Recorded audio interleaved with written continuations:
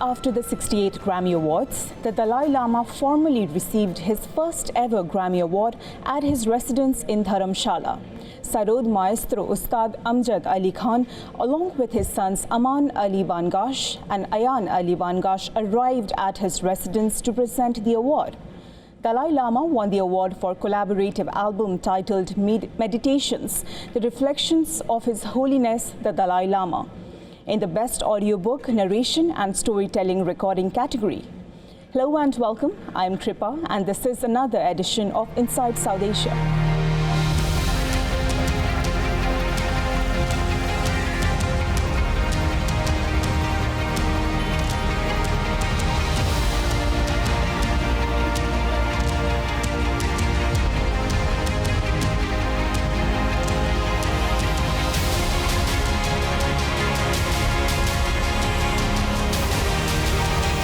Our ties with India in entertainment, go far deeper than just business, They are rooted in, shared culture and storytelling tradition. At least 21 people, including 12 foreign nationals, died after a massive fire broke out at a budget bed and breakfast hotel in South Delhi's Malviya Nagar on Wednesday morning, in one of the capital's deadliest blazes in recent years. The cause of the fire is yet to be ascertained. The fire started from the eatery located at the basement and soon engulfed the 5-story building. The fire broke out around 8:30 a.m. at Flourish Stay B&B in the Hosrani area, a densely populated locality popular with budget travelers and medical tourists. Among the dead were 12 foreign nationals. The dead include 4 Nigerians, 2 nationals from Kyrgyzstan, 2 from Mozambique, and 1 each from Liberia and Uzbekistan. Now, according to authorities, 8 Bangladeshi nationals, 2 Nepalese were also among the injured. Well over 12 hours after the incident, the owner of the Delhi hotel, Lavkesh Bajaj, has finally been arrested. Police have registered an FIR on grounds of culpable homicide under the relevant sections.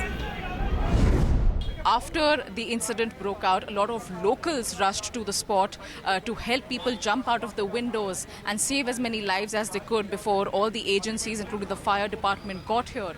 When the agencies arrived at the place, they were able to rescue around 40 people, but still we have many who suffer various magnitudes of injuries, most of which is asphyxiation.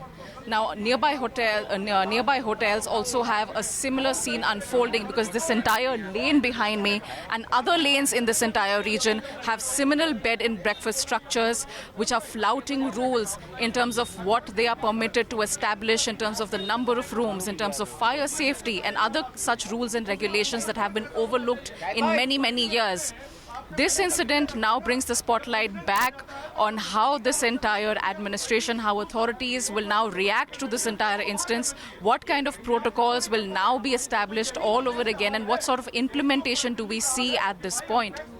With video journalist Piyush here in Malviya Nagar, this is Dharmjot Kaur for WION World is One. Pakistan deportation drive has forced hundreds of thousands of Afghans to return home in recent months as relations between Islamabad and Kabul continue to deteriorate. In a tragic incident, at least 22 Afghan refugees lost their lives when a truck carrying families that were returning from Pakistan overturned in eastern Afghanistan. The accident has once again highlighted the perilous conditions facing displaced Afghans as they make their way back to their homeland. After days of uncertainty, exhaustion and hardship at the Pakistan-Afghanistan border, a group of returning Afghan refugees met a devastating fate before they could finally reach home. What was meant to be the last leg of a difficult journey turned into a nightmare when a truck carrying Afghan nationals deported from Pakistan overturned in Afghanistan's eastern Laghman province. The vehicle, packed with families and their belongings, was traveling along the main highway connecting Kabul with neighboring Nangarhar province. The truck reportedly lost control, veered off a high embankment and overturned, trapping passengers beneath the wreckage. It was around 5 or 6 o'clock in the morning. When we crossed the Sorkano bridge, I think the driver had fallen asleep and the vehicle went off a high embankment and crashed down. After that, we lost consciousness and we found ourselves lying underneath the vehicle. Authorities said that by the time rescue teams reached the location, 22 people had lost their lives, including 10 children and 5 women. Another 36 people were injured, several of them critically. The victims were part of a growing wave of Afghans being forced to return from Pakistan as the country intensifies its campaign to deport undocumented foreign nationals. Unfortunately, the truck transporting the returnees was involved in a collision on the way. The family consisted of 9 brothers. Tragically, one of the brothers, along with his wife and children, lost their lives in the accident. The truck was carrying the family's belongings as well as approximately 60 passengers. The mass return comes against the backdrop of increasingly strained relations between the South Asian neighbors, Pakistan and Afghanistan. Amid worsening ties, Islamabad has ordered Afghan nationals without valid documentation to leave the country. According to figures from the UN Refugee Agency and the International Organization for Migration, more than 447,000 Afghans have returned from Pakistan since the start of 2026. As deportations gather pace, thousands of refugees have found themselves stranded at border crossings, often waiting days for permission to re-enter Afghanistan. At the center of this movement is the crucial Torkham border crossing, one of the busiest gateways between the two countries. Although the crossing was reopened for returning refugees months ago, the slow pace of processing has resulted in lengthy delays. With few affordable transport options available, many refugees are forced to undertake the journey in overcrowded commercial trucks. The tragedy in Lagman has highlighted the dangers that accompany this mass movement of people. Also, the continued disruption at border crossings has affected businesses and local communities on both sides of the frontier. Frustrated refugees waiting to cross have repeatedly appealed to authorities to speed up processing and keep routes open so they can return home without further hardship. When there is war, ordinary people suffer. We ask both sides to pay serious attention to civilians during the fighting. The deportation campaign launched by Pakistan has uprooted countless Afghan families who had built homes, livelihoods, and communities across generations. Now, as they return to Afghanistan, they face an uncertain future in a country that for some is no longer familiar. On May 27th, Penpa Sering was sworn in for a second consecutive 5-year term as president of Tibet's government in exile. As the community navigates its future, attention now turns to the increasingly central question of succession.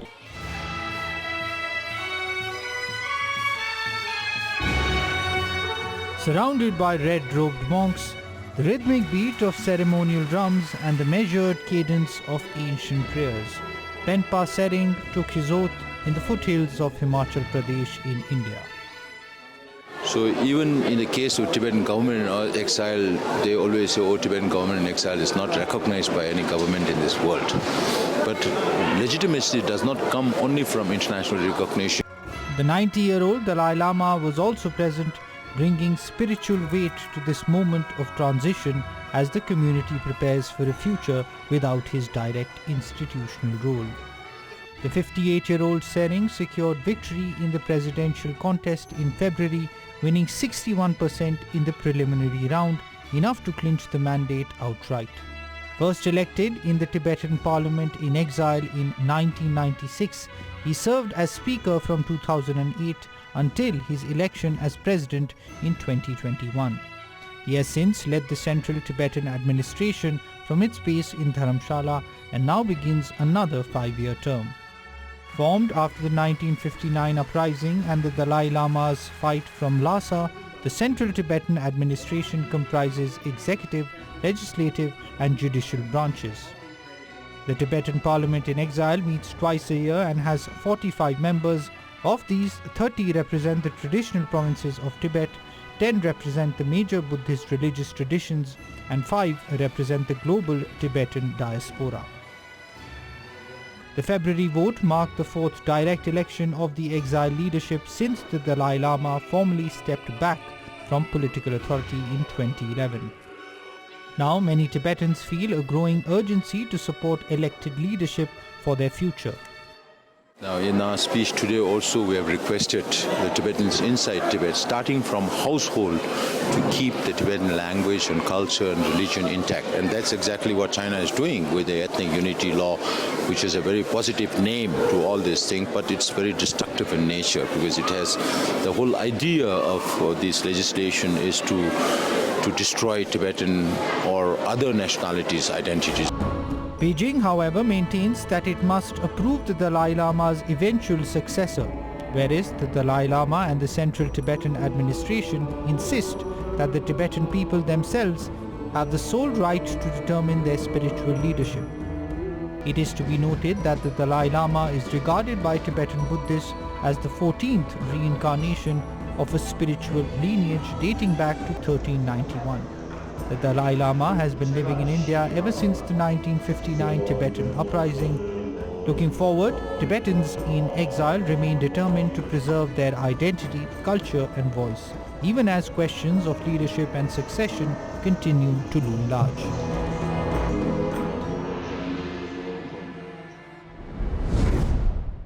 It is a big year for Nepali cinema. For the first time ever, a feature film from Nepal has won a major prize at the prestigious Cannes Film Festival. The country bagged the Jury Prize in the Uncertain Regards section for director Abinash Bikram Shah's haunting debut feature titled Elephants in the Fog. I caught up with the filmmaker earlier after his grand win at Cannes. Let's listen in to what he has to say about this cinematic breakthrough. Nous décernons le prix du jury à Abinash Bikram Shah pour son film Les éléphants dans la brume.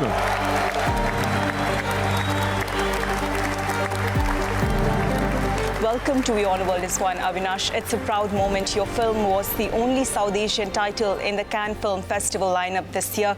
Did you feel that responsibility coming in with representing not just Nepal, but an entire region, the South Asian region, on a stage like Cannes? Yeah, actually it felt both like an honor and also some kind of weight. You know, the global industry is already familiar with Indian films, like both Bollywood and independent cinema. And because of that, when you are the, lone representative of the rest of the region, our region, there is a temptation for the world to, compare your work to the Indian cinema, rather than viewing it as a singular, piece of cinema or Nepali cinema. So my responsibility was to resist that, not to compromise on our specific, local grammar, language and geography, that just to make it easily, digestible for Western audience.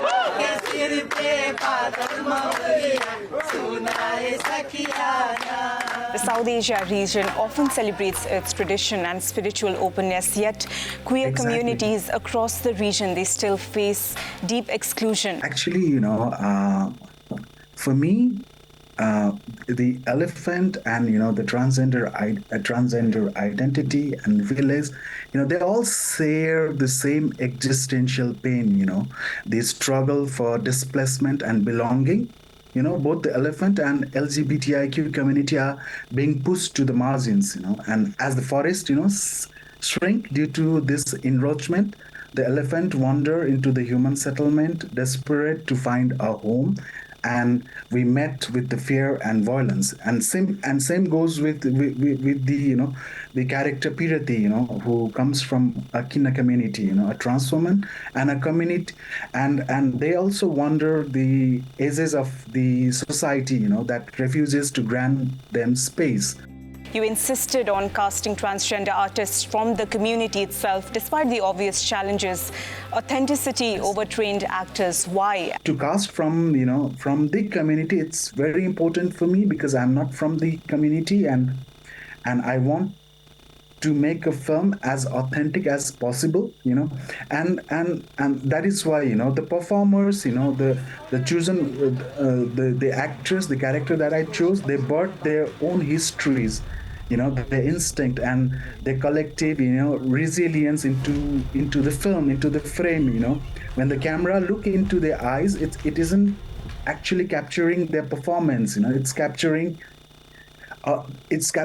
their presence. Speaking of stories, Abinash, I'd like to know how you see India-Nepal ties in the field of entertainment that tells the most stories, because an influx of Nepali songs is being witnessed in Hindi entertainment industry. They are being remixed, reprised. Will we also see Nepali films being remade here? Do you fancy that idea? Oh, yes. Our ties with India in entertainment, go far deeper than just business, They are rooted in, shared culture and storytelling tradition. And we share, same geographic, like we talked before, and human realities, like my film is based in Tarai landscape, and it's so, it's nearby the India border. They speak, Bhojpuri there. And it's so similar to India, We are also very keen on, distribute our film, this Elephants in the Fog in India as well. Maybe, not just remake, maybe the same film with English subtitle, maybe.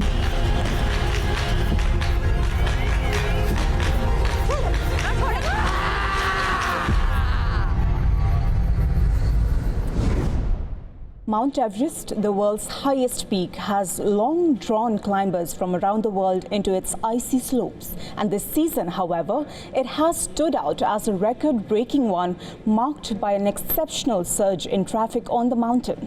As the season comes to an end, concerns are deepening over overcrowding and its implications for climber safety, along with pressure on the fragile high-altitude environment.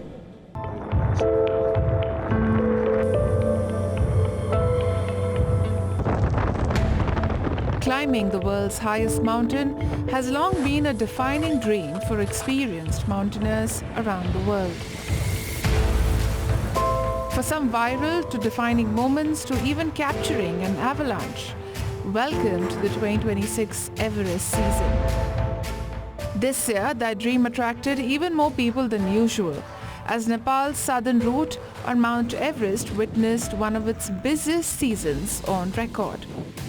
Each spring, hundreds of climbers and their Sherpa support teams attempt to reach the 8,849-meter summit.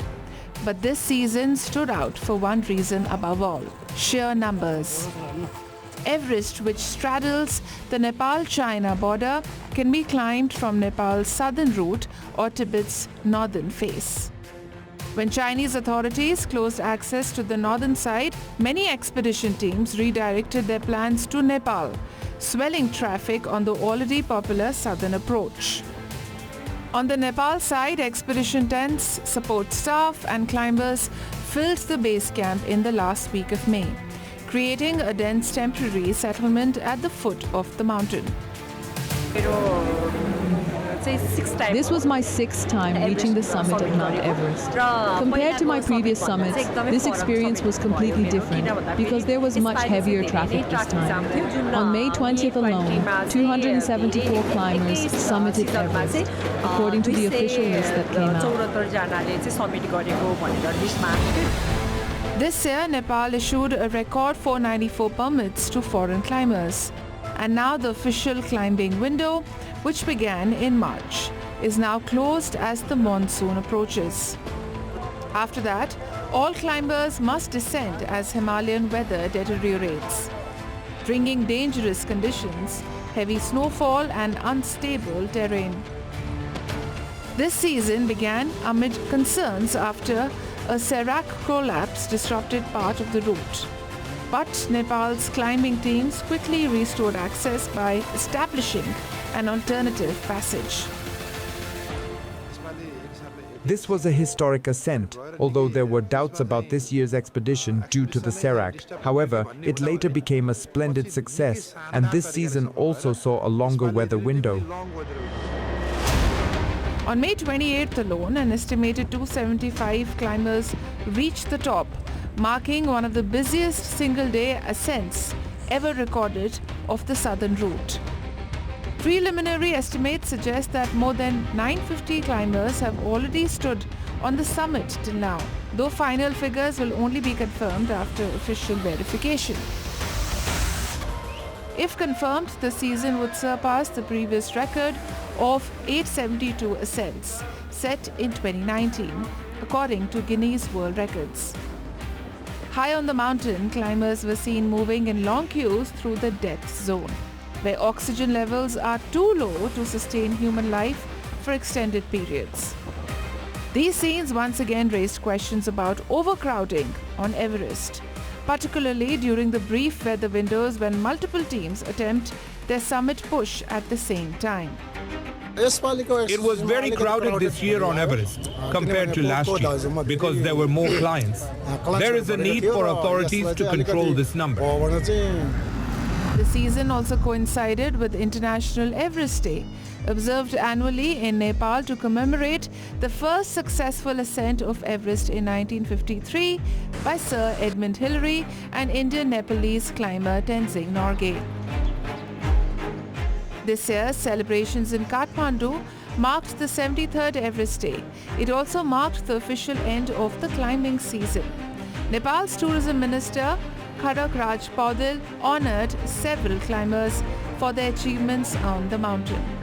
Flagging growing environmental concerns, Minister Khadak Raj Paudel said that rising global temperatures pose a serious threat to Mount Everest. The Everest and other mountains are in danger with the rise in global temperature. The glaciers are slowly melting. Those aboriginals of the high Himalayas are at risk. Not only them, but the entire population of Earth living along coastal areas are at risk of sinking, and water resources are drying up.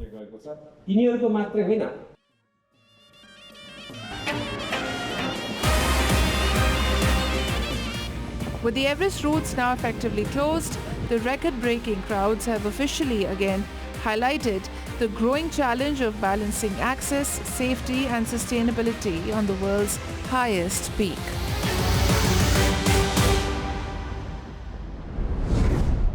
After a 4-day delay, the southwest monsoon has set in over India's Kerala, marking the beginning of rainy season. Take a look and I will see you next week.